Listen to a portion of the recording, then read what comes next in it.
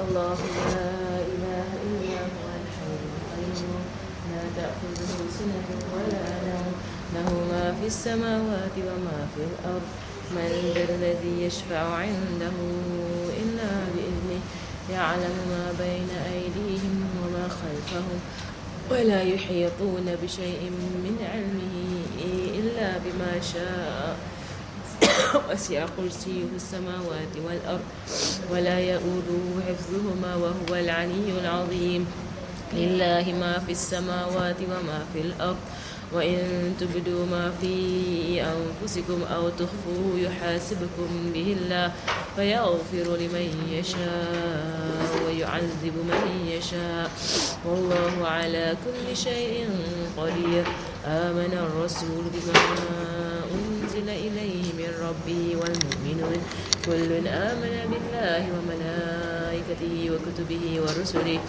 لا نفرق بين أحد من رسله وقالوا سمعنا وأطعنا غفرانك ربنا وإليك المصير لا يكلف الله نفسا إلا وسعها لها ما كسبت وعليها ما اكتسبت ربنا لا تؤاخذنا إن نسينا أو أخطأنا ربنا ولا تحمل علينا إصرا كما حملته على الذين من قبلنا ربنا ولا تحملنا ما لا طاقة لنا به واعف عنا واغفر لنا وارحمنا أنت مولانا فانصرنا على القوم الكافرين آمين لا إله إلا الله وحده لا شريك له له الملك وله الحمد يحيي ويميت وهو على كل شيء قدير لا إله إلا الله وحده لا شريك له له الملك وله الحمد يحيي ويميت وهو على كل شيء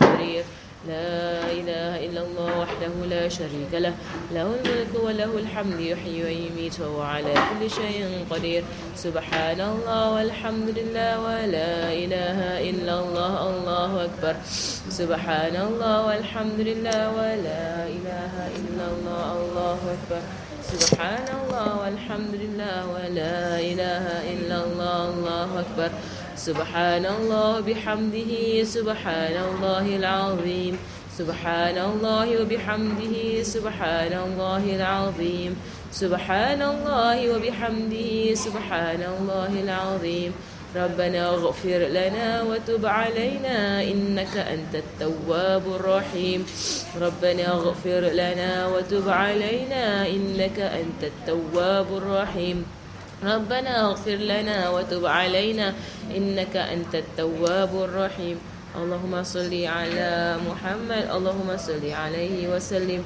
اللهم صل على محمد اللهم صل عليه وسلم اللهم صل على محمد اللهم صل عليه وسلم أعوذ بكلمات الله التامات من شر ما خلق أعوذ بكلمات الله التامات من شر ما خلق أعوذ بكلمات الله التامات من شر ما خلق بسم الله الذي لا يضر مع اسمه شيء في الأرض ولا في السماء وهو السميع العليم بسم الله الذي لا يضر مع اسمه شيء في الأرض ولا في السماء وهو السميع العليم بسم الله الذي لا يضر مع اسمه شيء في الأرض ولا في السماء وهو السميع العليم رضينا بالله ربا وبالإسلام دينا بمحمد نبيا رضينا بالله ربا وبالإسلام دينا بمحمد نبيا رضينا بالله ربا وبالإسلام دينا بمحمد نبيا بسم الله والحمد لله والخير والشر مشيئة الله بسم الله والحمد لله والخير والشر مشيئة الله بسم الله والحمد لله والخير والشر مشيئة الله آمنا بالله واليوم الآخر تبنا إلى الله باطنا وظاهر آمنا بالله واليوم الآخر تبنا إلى الله باطنا وظاهر آمنا بالله واليوم الآخر تبنا إلى الله باطنا وظاهر يا ربنا واعف عنا وامح الذي كان منا يا ربنا واعف عنا وامح الذي كان منا يا ربنا واعف عنا وامح الذي كان منا يا ذا الجلال والإكرام متنا على دين الإسلام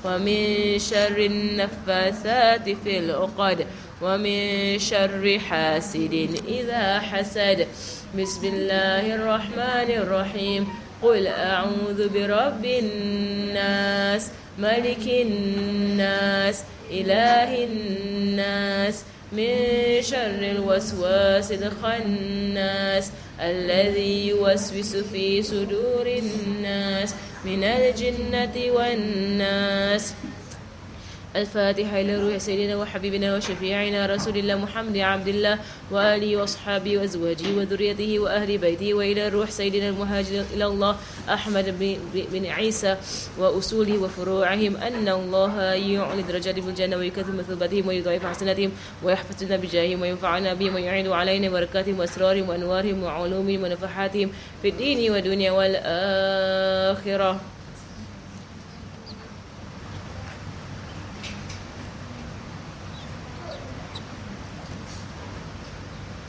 الفاتحة إلى روح سيدنا الأستاذ العظم الفقيه المقدم محمد بن علي بعالوي وأصوله وفروعهم وجميع ساداتنا آل أبي علوي وأصولهم وفروعهم أن الله يعلي درجاتهم في الجنة ويكثر مثوبتهم ويضاعف حسناتهم ويحفظنا بجاههم وينفعنا بهم ويعيد علينا بركاتهم وأسرارهم وأنوارهم وعلومهم ونفحاتهم في الدين والدنيا والآخرة.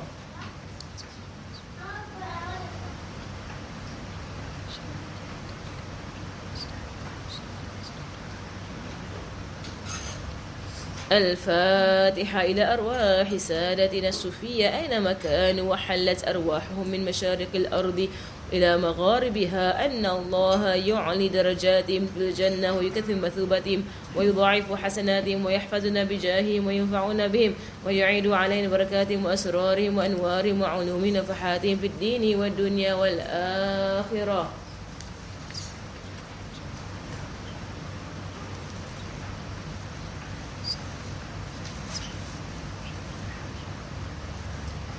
الفاتحة إلى روح سيدنا صاحب الراتب القطب الإرشاد وغاص العباد والبلاد الحبيب عبد الله بن علوي بن محمد الحداد وأصوله وفروعهم أن الله يعلي درجاتهم في الجنة ويكثر مثوبتهم ويضاعف حسناتهم ويحفظنا بجاههم وينفعنا بهم ويعيد علينا بركاتهم وأسرارهم وأنوارهم وعلومهم ونفحاتهم في الدين والدنيا والآخرة.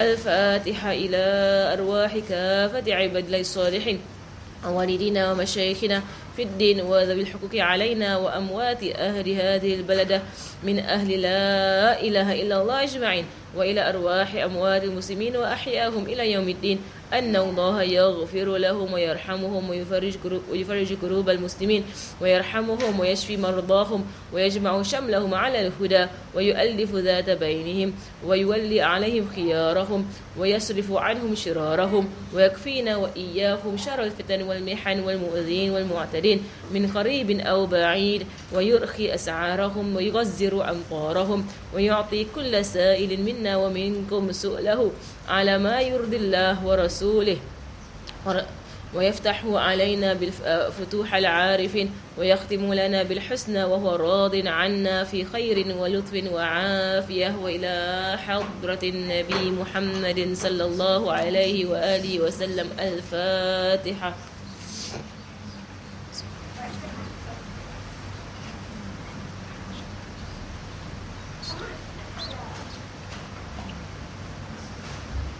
اللهم صل وسلم.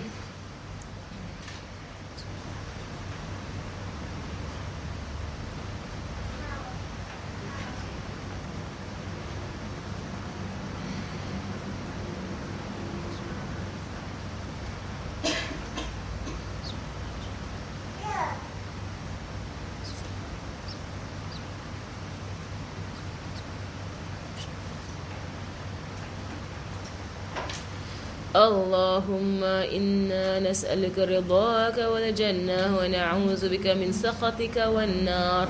اللهم إنا نسألك رضاك والجنة ونعوذ بك من سخطك والنار.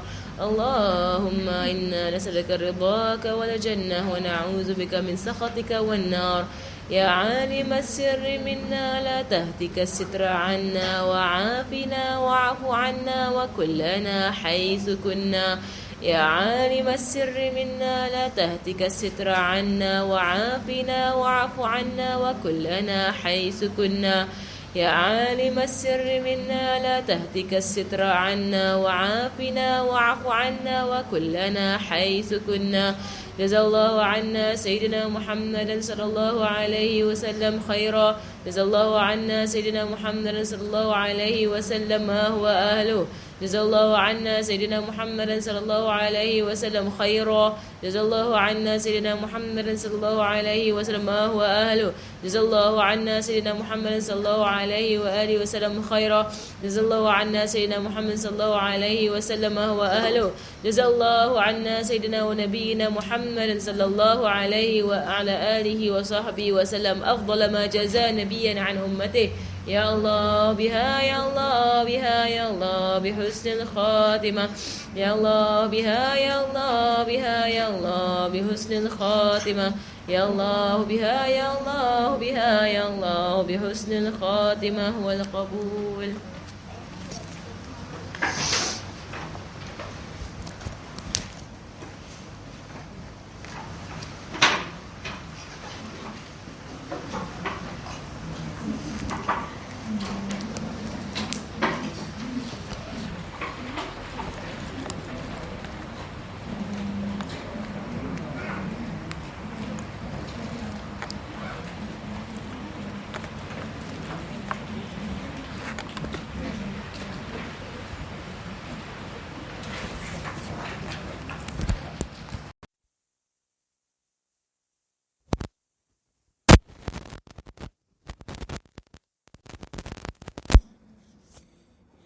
بسم الله الرحمن الرحيم. الحمد لله رب العالمين وبه نستعين على كل أمور الدنيا والدين والصلاة والسلام على أشرف الأنبياء والمرسلين سيدنا وحبيبنا وشفيعنا ونور قلوبنا وقرة أعيننا محمد وعلى آله وصحبه وسلم.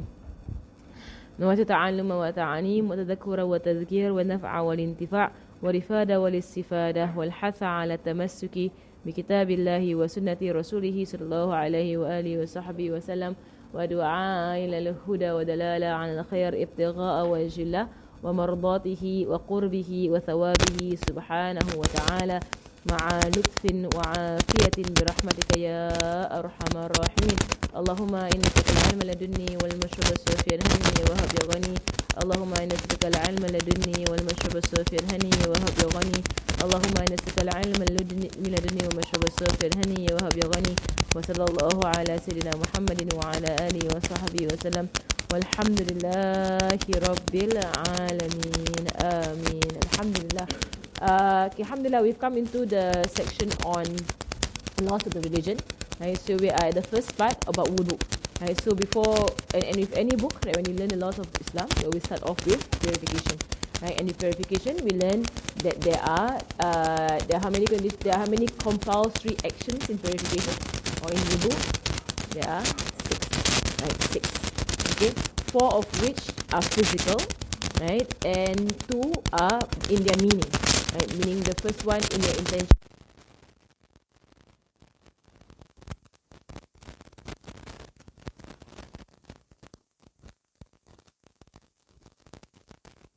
Allah subhanahu wa ta'ala himself ordered it in the Quran, and he ordered it in a sequence. So the sequencing is important, right, as well as the intentions. But these are not physical actions, right? Rather that they are things to be for us to abide by, right? So the physical actions, basically the face, arms, the head, right, and the feet. Right, so I'm going to go back to the intentions first. Last week I was talking about the face, right? But when I go there, I will speak about it again. Right, so we're going back to the part about the intentions. So for the intentions, right, the place of the intentions will be in your heart. Right? That is what is compulsory. That you need to intend your wudu in your heart. Right? For you to say it out loud, right, it is sunnah. It is not wajib. It's sunnah to say it out loud. Right? So, and the point whereby the compulsory intention happens, right, is when you wash the first part of your face. Right? So, okay, I think I'm not so sure whether I should do it now or at the end, or a demonstration of the different parts of the wudu, or at the end I do a full demonstration of the whole wudu. Right? So I think as we go along, I'll do parts. Then at the end of it, we'll do the entire thing as a demonstration. Right? So from what I have seen my teachers do, right, so that we can pass down how the wudu is done. And inshallah, it is passed down from Rasulullah sallallahu alaihi wasallam. Right? So the intention, right? What is compulsory for you to say of the intention? Right? So in the wudu, in the wudu, right, there are a few ways whereby you can say it. I think last week I didn't mention it. Well, how do you intend your wudu? There are a few ways by which you can intend your wudu. Right? And in fact, it does matter whether or not you are on istihada. Right? Istihada meaning that you are always having bleeding. Like for some women, right, they have come out of their menses, but they still have bleeding. Right? That is istihada. Right? Or incontinence. Right? So incontinence for some people, right, there is constant flow of urine. Right? So the intention, right, that these people will do will be different, right, as compared to those who are actually clean. Right? Because and I'll put it on the board lah. Right? So I'll give you in English. Right? I can give it to you in Arabic also if you want in Arabic. Right? So the first type, there are a few ways you can say it. Right? The intention. Later I need to get one of the girls. They want to demonstrate. They can take off the hijab, right? The girls. Okay.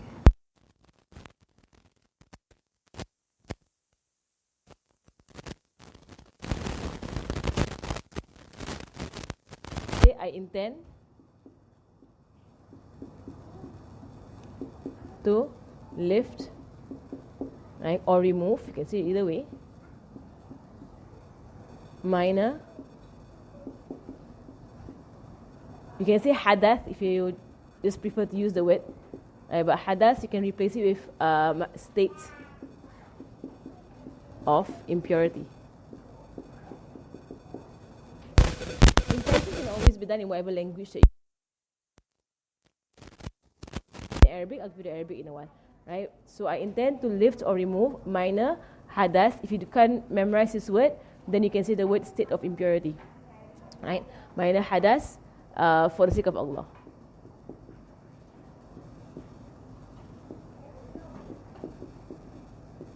Okay.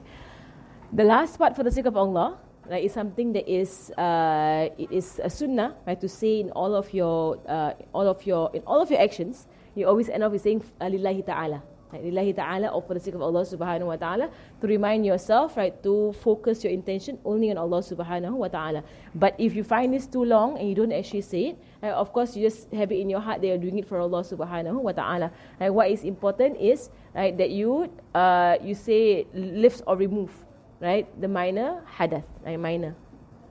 Okay, hadath lillahi ta'ala. Right, so in Arabic you say nawaitu raf'a hadath al-asghar lillahi ta'ala. Right, there is one form. I'm going to give you three forms of intentions.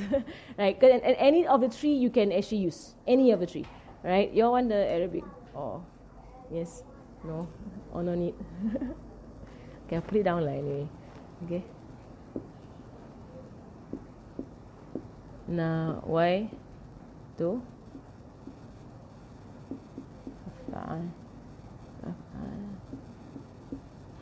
حدث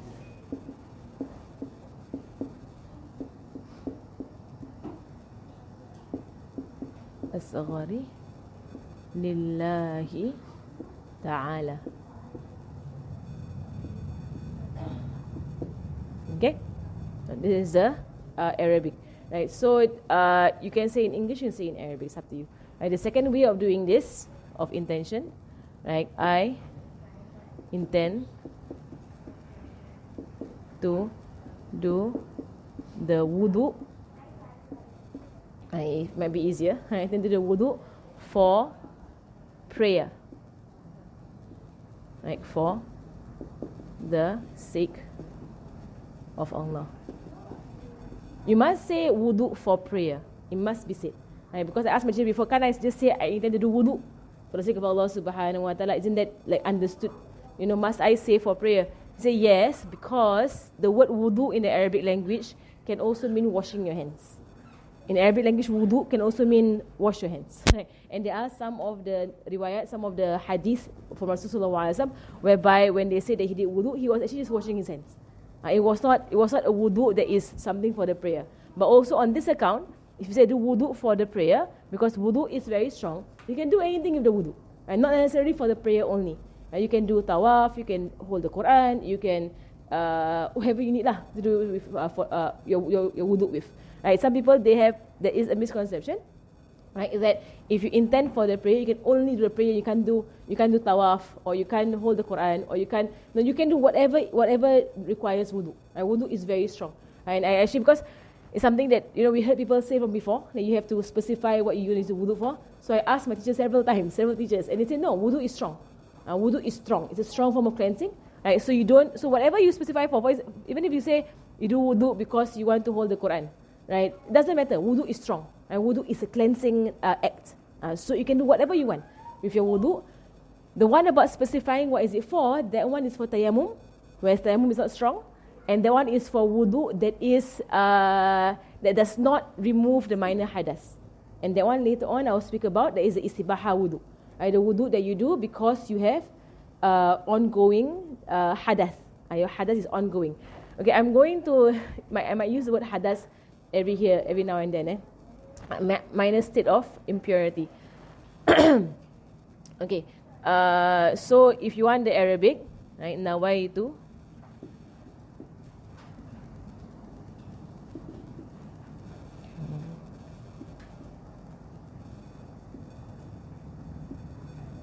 al-wudu'a lis-salah. And this is why also there is no need to say fardu salah, because for the wudu you can do whatever you want. Later istibaha, I will focus a few things that you need to say for istibaha. Wudu lis-salah,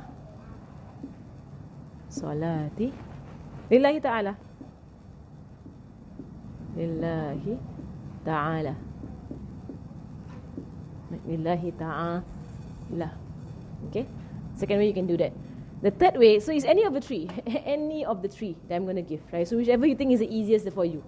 So and you can do it in English, do it in Malay, right? As long as the meaning is there, right? I will underline. So this is important to say.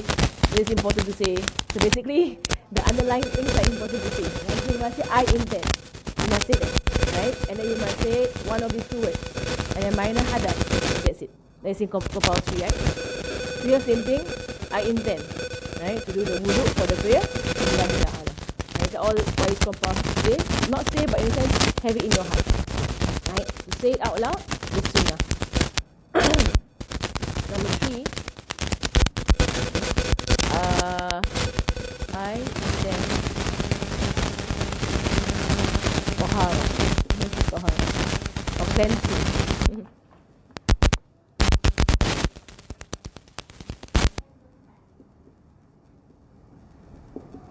Right? Or if you would like to use the original word, tahara. Okay? Lis-salah, for the prayer, for the sake of Allah. Okay? In Arabic, it will be nawaitu. I actually don't know how to say this in Malay. I've never learned the Malay actually. So I actually don't know how to say it in Malay. So I'm not putting the Malay down. I don't know how you say it in Malay. But I think same thing lah saja. Saya I don't know what is intent. Saya berwudu there's no word intent Niat. Niat lah, of course, right? Nawaitu at-tahara. At-tahara lis-salah. Right, because cleansing can be for a lot of things. Nawaitu at-tahara lis-salah. lillahi ta'ala. Okay, so any of these three, whichever is the easiest that you find. Right? I'm giving you all three because you might find one to be easier than the other one to remember. Okay, so any of the three, whichever is the easiest. Right, so the word intent is compulsory. The word cleansing, whether cleansing or tahara, is compulsory for the prayer. Right, because there is cleansing that is not for the prayer. Right, so you're going to intend that it is for.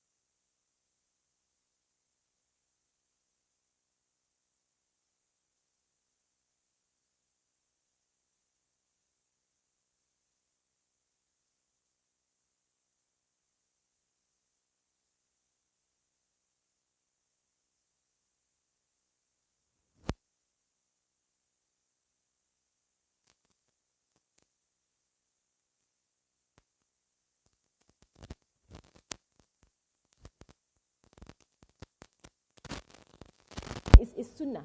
It's sunnah to do it. Of course, train lah. You train yourself, right? To do the whole thing in one go, and then it's one, right? It is sunnah also. Okay, I think the sunnahs I put it to the side for a while. I will come back to the sunnahs when I'm finished with the wajibs. So that is the wajib. Okay, what is the face? Washing the face. Last week I was trying to show where is the face. Can one of the girls come here? Any of the girls?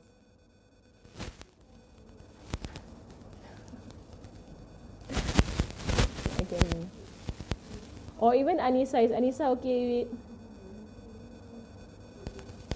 No. Okay, Aisha, one of the Aishas. Any Aisha, come, can somebody help me? Help me. Can you help me? Thank you. Come. Alright. Okay. I'm going to take off your hijab, okay? Can everybody is a girl here except for Muaz. For Muaz is your brother. Okay? Come, sit down. Okay. Take off your hijab. And then you can put it back on, okay? Alright. Okay. Oh, Aisha is clear. Okay. So, you see. So now Aisha wants to take wudu, right? Yes, Aisha wants to take wudu. Okay, so Aisha, let's see your face. Okay, so Aisha does not have actually much hair growing at the place of her face. So, okay, alamak, Aisha's hair is all on the head. Okay, this hair that is growing on her face, you see, is clearly on her face. It's not, you see where it begins to grow? It's beginning to grow clearly on her face. Right, so this is where her hair grows. Right, there's a chin, right, there's an ear. So this hair, I pull, okay? This hair. This is clearly growing on the top of the face. That's not her head.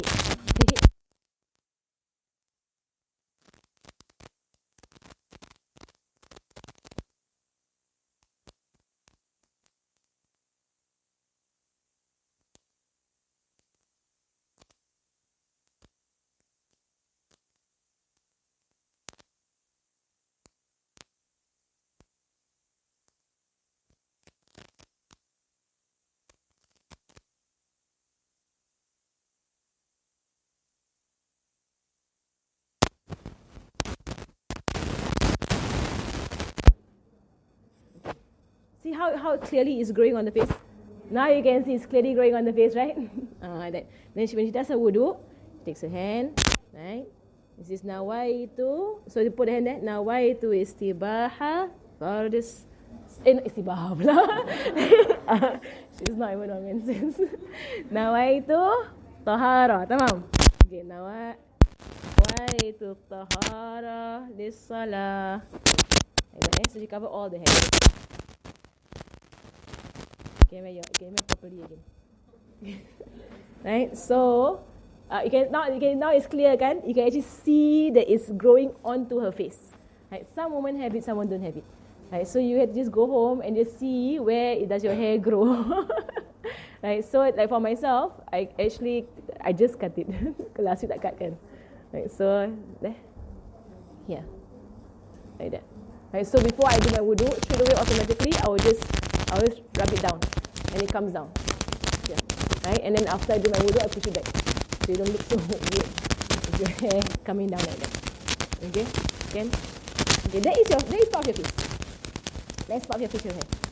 So mashallah. When I first learned it in Darif Musa, I was like, really?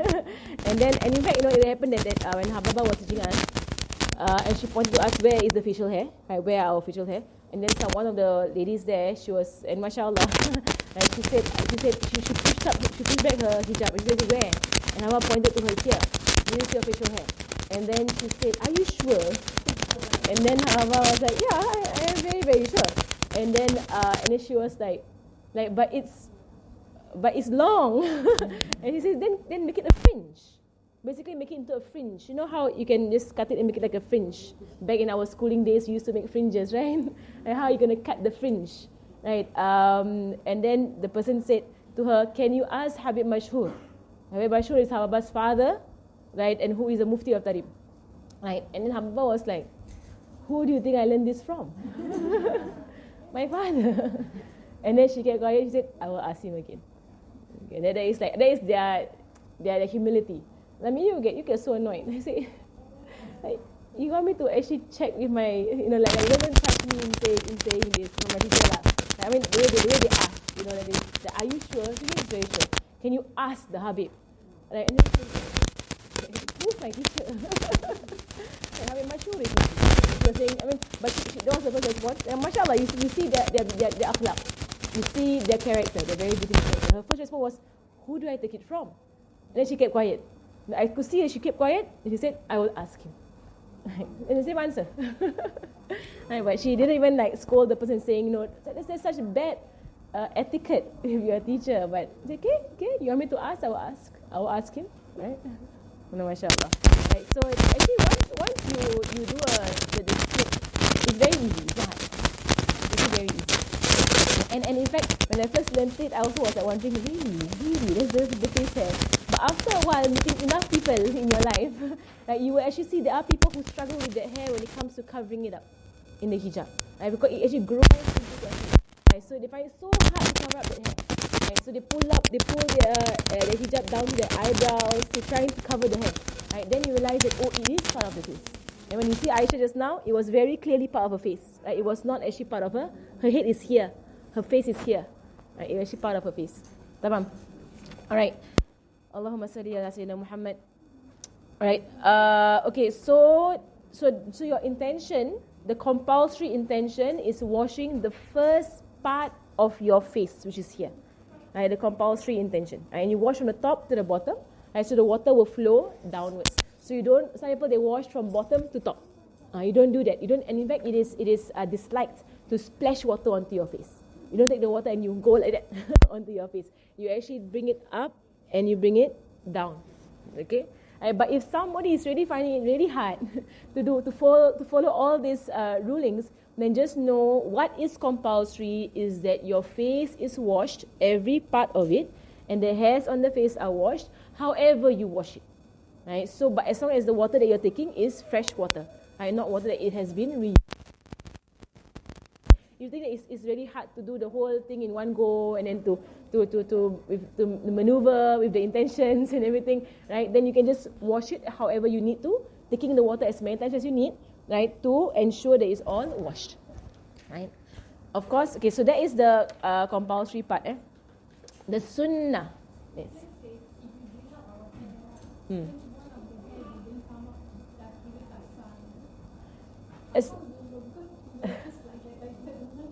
So you just run your fingers down, and then all the hair that comes with your fingers lah.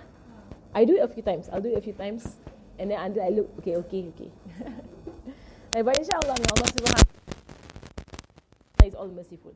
Right, so when it comes to the rulings of Islam, it's a very important principle. Right, we try our best. Now, we try our best in holding on to the rulings, because some people might say it's so tedious. They might say that it's so tedious, it's so much, it's so precise, right? And all of these things is basically for, in a sense, on our side, on our part, right? We are putting the best that we can in our worship of Allah Subhanahu wa Taala. But on Allah's side, we know that He is the most merciful, Subhanahu wa Taala. Right? And may He accept all of our accept. Right? So it's really, we are doing our part. In really going the farthest that you can go, right, the best that you can do, right, for worship. Right? But of course, Allah Subhanahu wa Taala, if He sees effort, we have the good opinion of Allah Subhanahu wa Taala, right, that He will reward effort. And it's one of the names of Allah Subhanahu wa Taala that is my favorite name, right? It's Ash-Shakur. Ash-Shakur is the one who appreciates. So He appreciates effort. He appreciates learning. To go and learn the religion, He appreciates that you are trying it out, right? So Ash-Shakur in our good opinion of Allah Subhanahu wa Taala, that if you try it out and then one hair is left behind or whatsoever, right? He's not going to. We have our good opinion, and Allah knows best. Right? But our good opinion of Allah Subhanahu wa Taala is that He will overlook it, right? And He is al-afu. He's the one who He is the one who forgives, and He is the one who overlooks. Right, so, but on our part, not to be lax about that, not to make use of that, but to put in the best we can And Allah subhanahu wa ta'ala, He will help us out, and He will have mercy on us, inshallah. Right? Because when it comes to our ibadah, if you want to talk about like whether it is valid or not valid, I mean, Allah subhanahu wa ta'ala, He knows how much He actually covers up for us and when it comes to our worship. Right? So for us, we just do our best, right? Our very best right, in our worship. And that's why after our worship, we say astaghfirullah, astaghfirullah, astaghfirullah. And we say, Rabbana taqabbal minna, innaka antas sami'ul alim, wa tub alayna, innaka antat tawwabur rahim. Right? You say, oh Allah, you say, I seek Allah's forgiveness, I seek Allah's forgiveness, I seek Allah's forgiveness. Rabbana taqabbal minna, oh our Lord, accept from us, innaka antas sami'ul alim. Right? You are the one who hears, the one who knows. Wa tub alayna, innaka antat tawwabur rahim. Right? And turn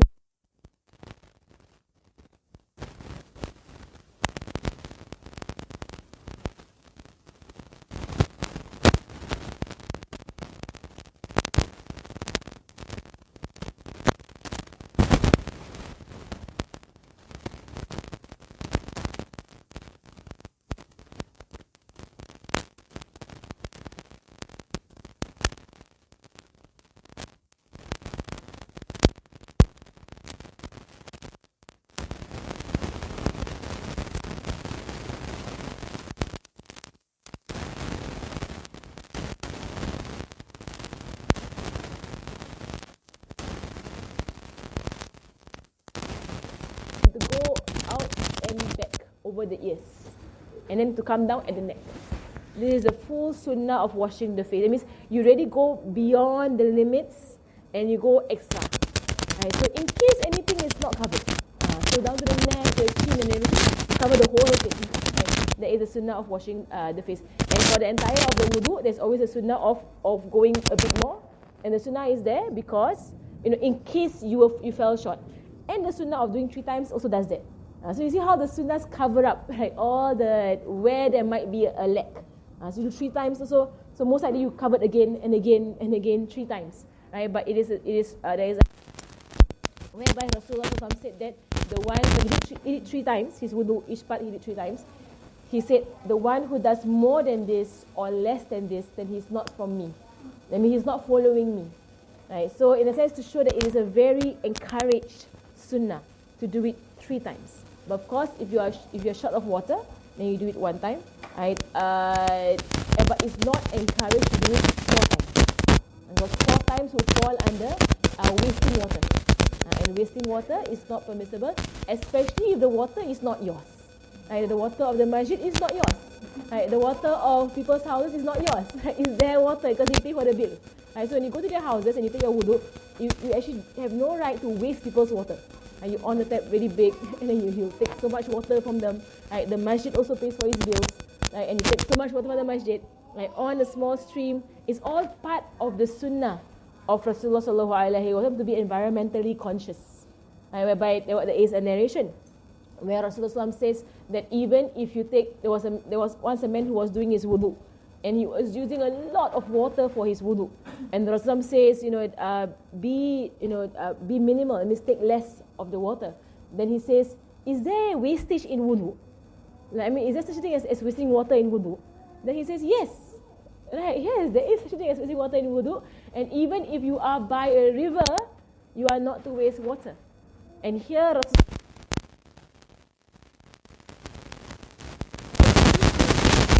of the devil wastes.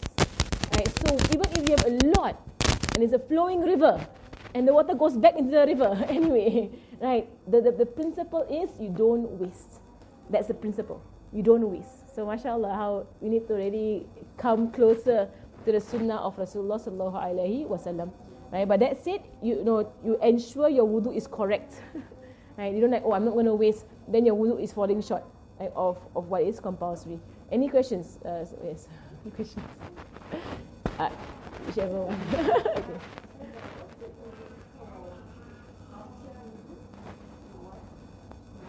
Okay. The ruling of wiping the water off after wudu. Okay. So, I'll give you 2 situations, right? If there is no need to do so, meaning that an example of a need is, for example, you are in a winter condition. It's very cold, and leaving the water there will make you fall sick or will hurt your body, physical body. And in that situation, you can harm yourself. So if you're already in a winter country and snow and everything, you can't walk around with wudu, fresh on your face. It's gonna hurt. It will hurt. It might freeze up or whatsoever. You need to wipe it off. That condition, it is makruh. It is disliked. It is disliked for. I'll get to your question. It is disliked for people to wipe off the traces of worship. The traces of worship. Right?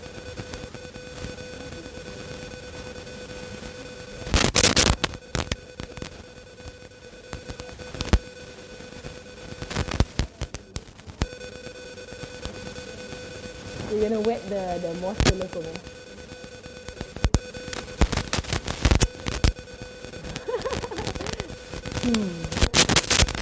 So just for the sake of the day, kita ni wet local lah.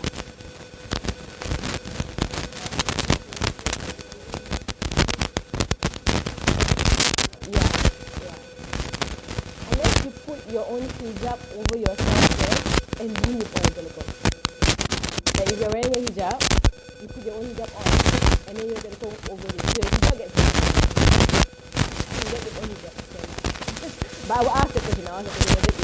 Whether it's still disliked to do it out of civic consciousness. I will ask the question, because if you're at someone else's house and then you wear their stuff, right, and then you're going to wet everything. Everything.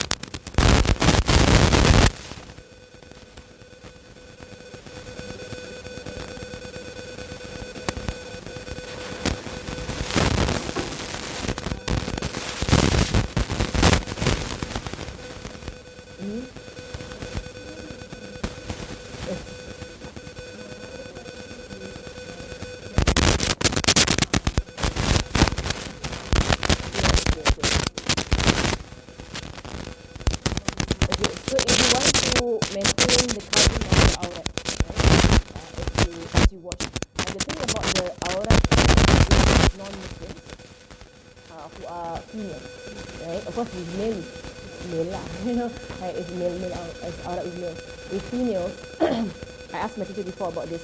She said that what is naturally shown, so even the forearm is considered to be naturally shown. Right? So, like if, for example, I don't wear this, right, and I do this, I scratch here or whatsoever, right, or my sleeve goes down, right, and my friend is there, she's not Muslim, right, it's not an issue. It's not an issue. Yes. It's something that is naturally shown. So, in a sense, like they're not like men, whereby for men we cover all the way up. Right, but they are like, so if you wear, like, you pull out a bit, that kind of thing. It's perfectly fine. So even part of the hair, if it's shown, right, it's perfectly fine. So you just it's okay, right? For that situation lah. Alright. Masih Muhammad. Okay. Any other question? Yeah, I will continue.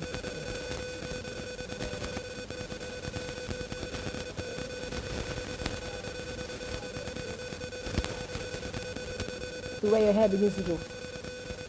Where your hair begins to go is here.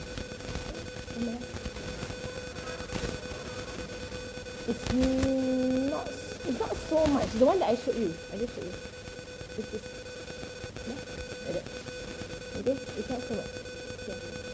Okay, so it's from the where the hair goes. Mostly here there is no facial hair. It really starts around the temple area. And then here. That's the facial hair.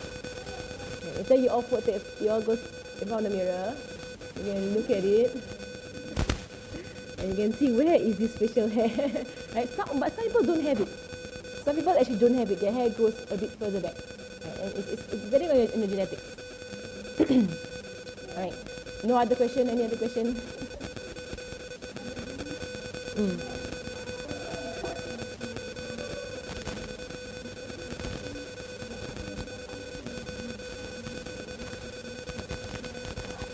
There is no sunnah for it.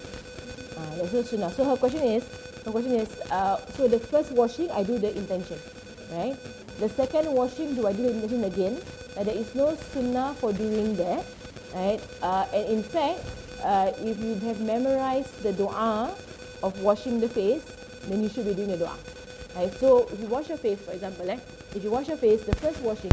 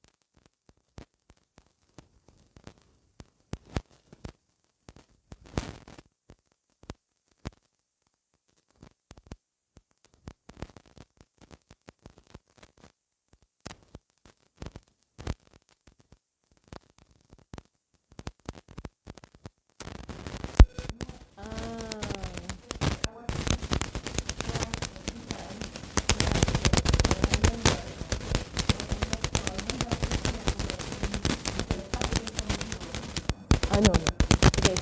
So her question is, so usually you do your intention at the hand start, right? So now that you know that you have to do it at the face, it's compulsory at the face. So when you come to the face, there are times whereby you forget to do the intention because you're used to just washing the face. Yeah. Alright. So if you remember at any point in time, right, even if it's after the face, you actually have to go back to the face and wash it with intention, and then continue from the face, doing your arms and then your head. Right, so which means that your face, I think that because the intention only come at the face, you actually have not entered into wudu yet. Right, but your hands, mouth and nose is all okay. You just have to do the face. Go back to the face. Yes, which one is again? Right, so at any point in time, if any limb of your wudu that is compulsory, the compulsory limbs that you feel, then do it correctly or properly. Right, so for example, if I wash my face with the intention, right, and then I wash my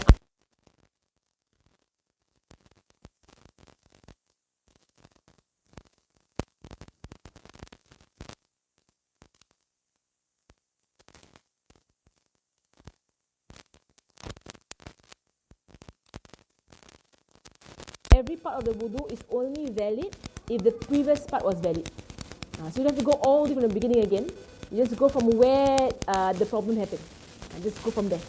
And then you just continue from there. So anyone has any more question? Recording is silent. I don't know what to do. Is it on now? Can you ask her? Is it on? Is it on?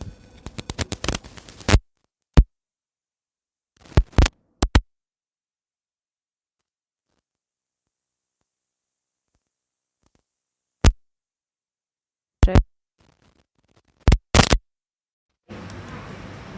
If I unplug it like this, is it better?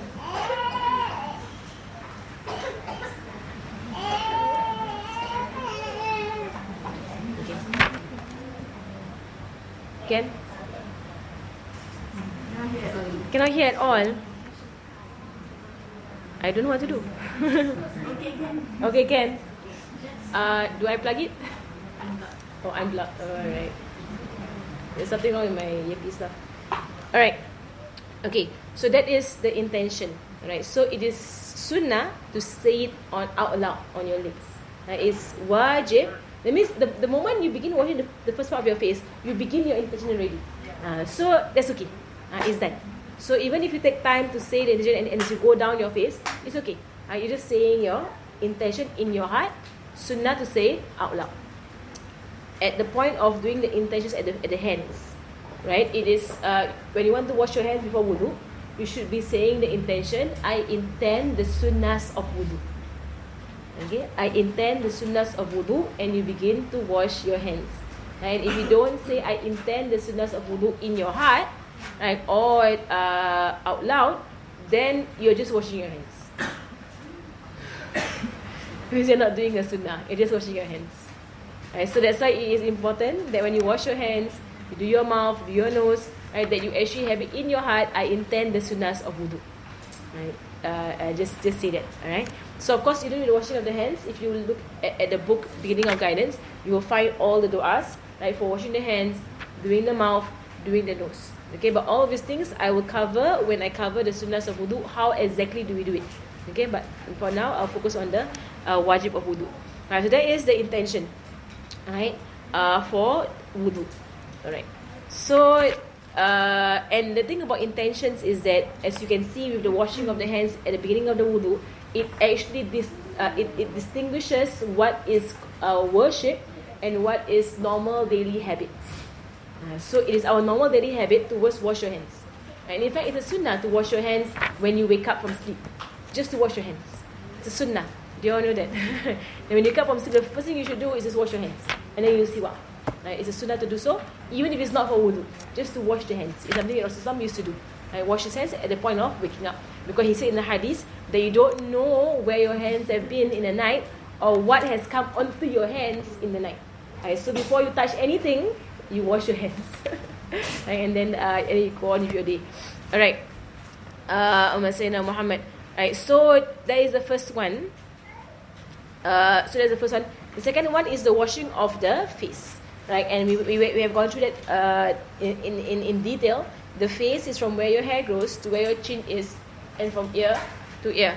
Right, so which means that in covering your aurat, your aurat, you need to cover here. Right, this part underneath your chin is not your face. It is part of your neck. This part.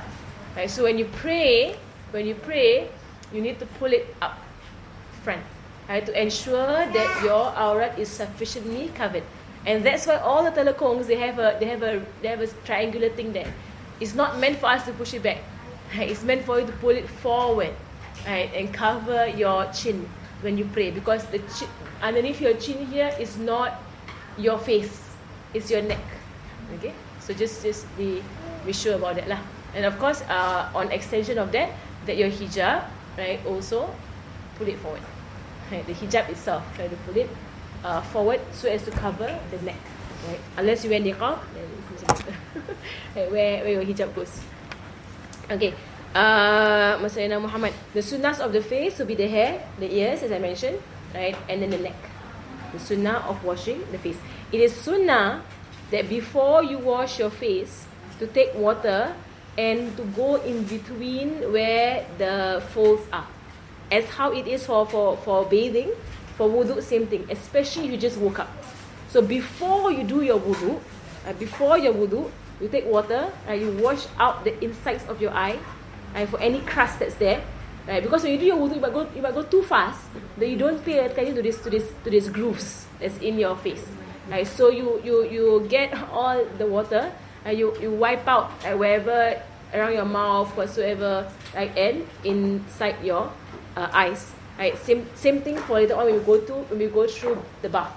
Right, the bath, you also have to take water and you go into the grooves, right, wherever the folds of the body, and to ensure that the water goes into these places. Right, so for wudu, is the eyes especially. Right, and shaitan, he will be very quick. There is a shaitan that is placed responsible to bother people when they're doing their wudu. Right, there's a specific shaitan. Right, his only job is to mess with people when they're doing their wudu. Right, so he will say things to them. Either he will bring them to one extreme of making them negligent, and they go very quickly and they don't really care the water going in at the side of their nose or into or around their eyes or whatsoever, and they miss out parts of their wudu, right? Or the shaitan makes them so stressed out and having a lot of whispering. Like, oh, it's not sah, do again. It's not sah, do again. It's not valid, do again. It's not valid, do again. It's not valid, do again. And he bothers you, right? And he say, hey, was that wind? And he will just keep whispering to you all kinds of things. And then you spend a very long time in the bathroom trying to do your wudu because he's trying to frustrate you, right, with the wudu. And so there is a shaitan who does that. Okay, when it comes to the hands, okay, for now I'm just focusing on the yes. Yes.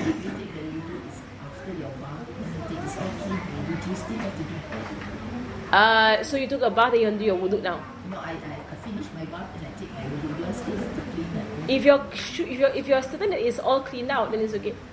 The whole point is to make sure that it's all cleaned out, because if you do your wudu and there is crust there, right, and after your wudu you find the crust that is in your eye, right, then you have to wash it again, right, because the crust blocked out part of the skin.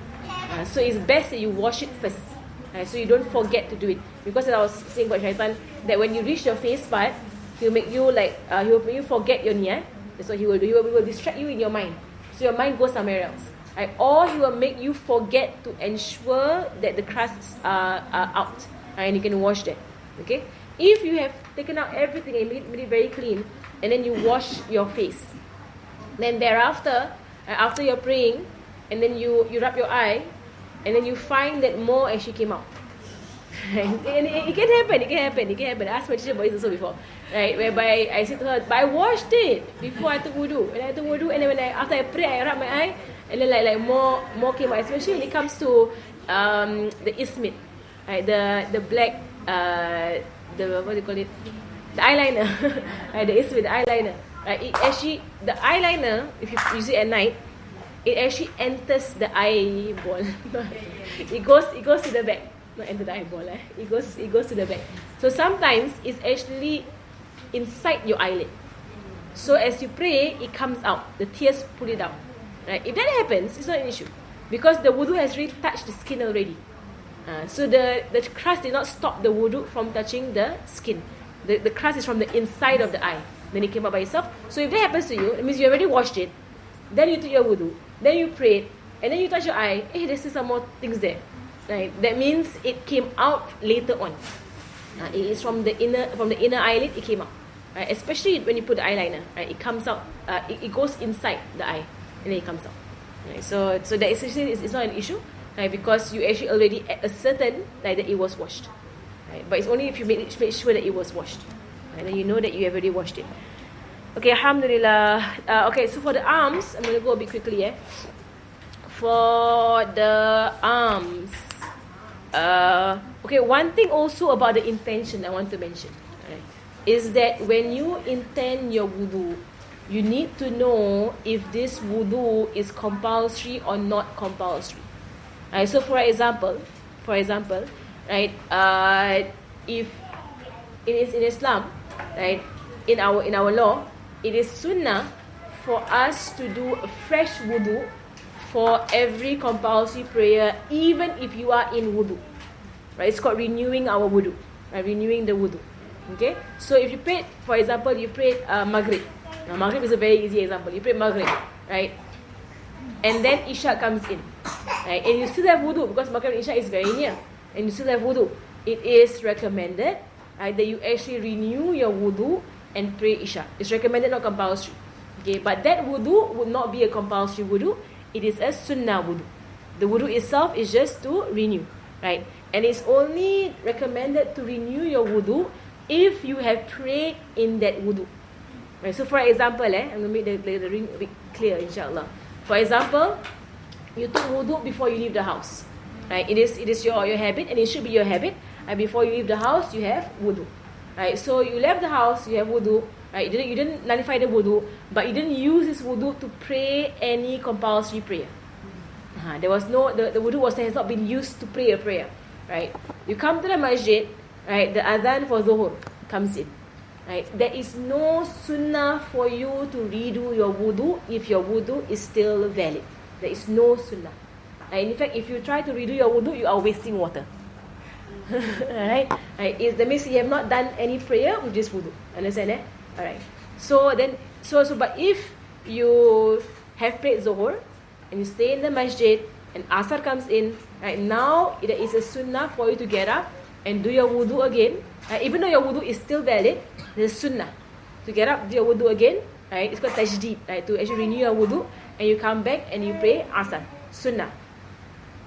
If you have nullified your wudu, then of course the wudu that you do is called a compulsory wudu, because you can't pray without wudu.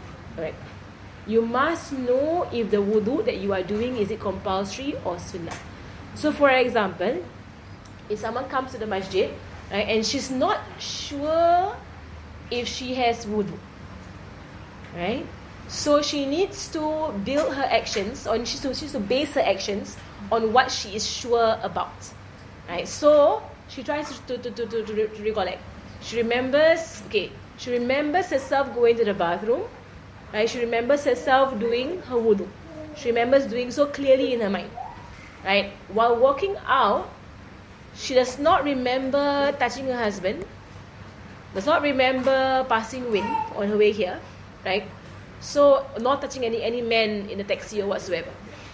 So, she has no memory, right, for certain that she nullified her wudu. The ruling on her is that she has wudu.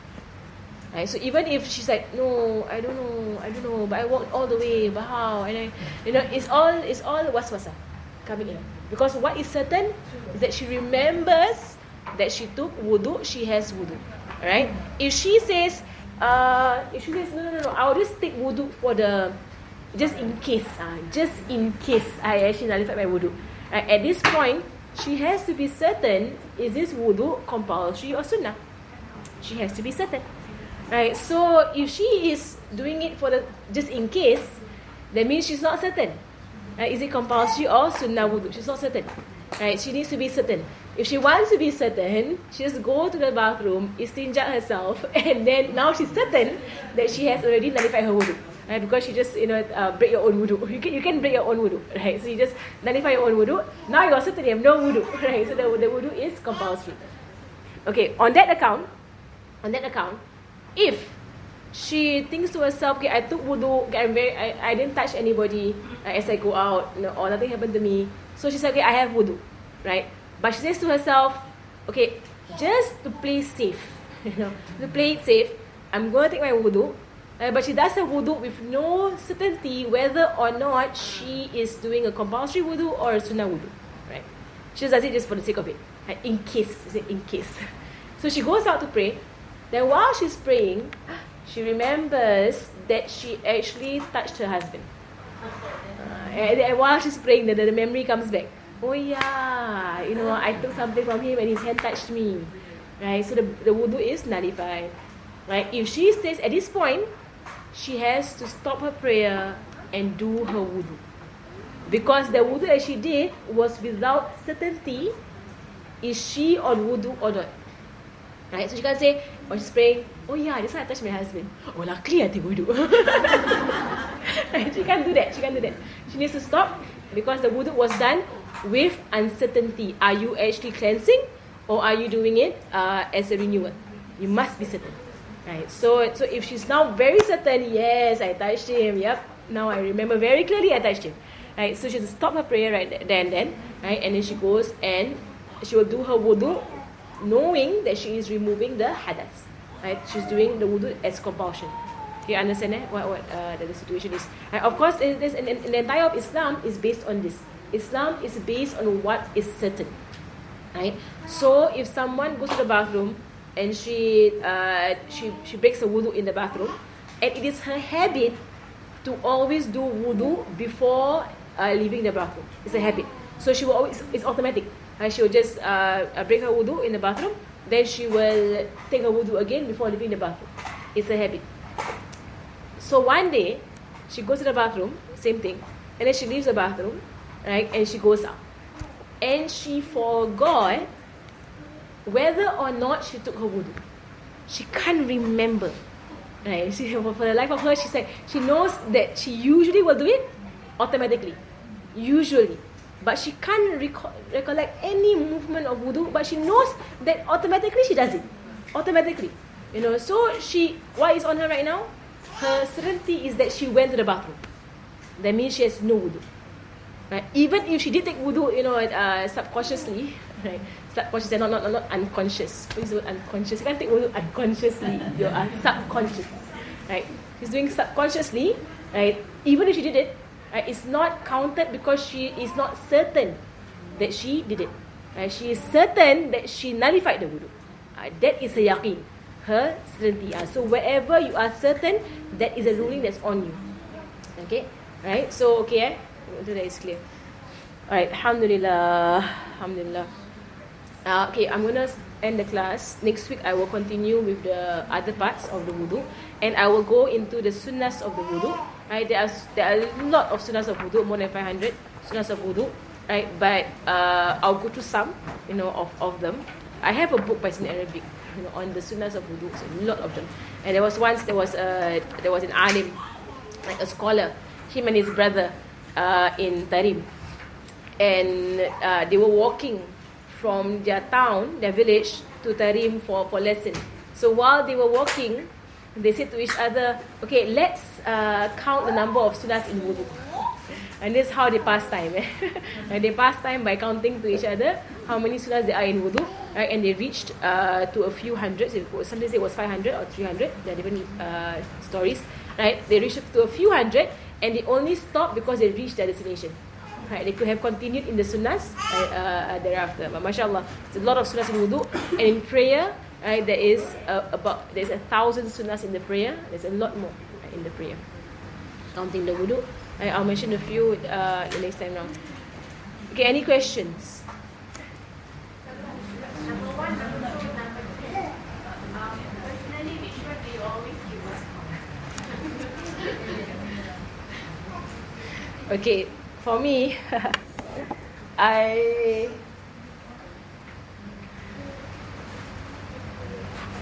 actually use all of them, depending on what I want to say. I actually use all of them. Number 3, I use the most, I think. And number 1, but sometimes I always have istibaha anyway. So I will always go istibaha. Sallallahu ala sayyidina Muhammadin wa ala alihi wa sahbihi wa sallam. Alhamdulillahi rabbil alamin. Al-Fatiha. Anna Allah yarzuquna 'ilman nafi'an wa 'amalan khatiman 'abdan musta'anin bilal al-huda wa yusuru bi qawli nabi Muhammadin sallallahu alaihi wa alihi wa sahbihi wa sallam.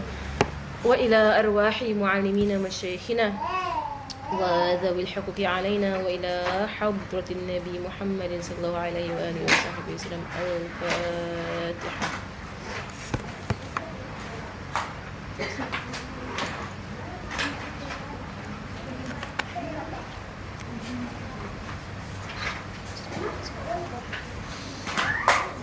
بسم الله الرحمن الرحيم. والعصر. سبحانك اللهم وبحمدك أشهد أن لا إله إلا أنت أستغفرك وأتوب إليك. صلى الله على سيدنا محمد وعلى آله وصحبه وسلم. الحمد لله رب العالمين.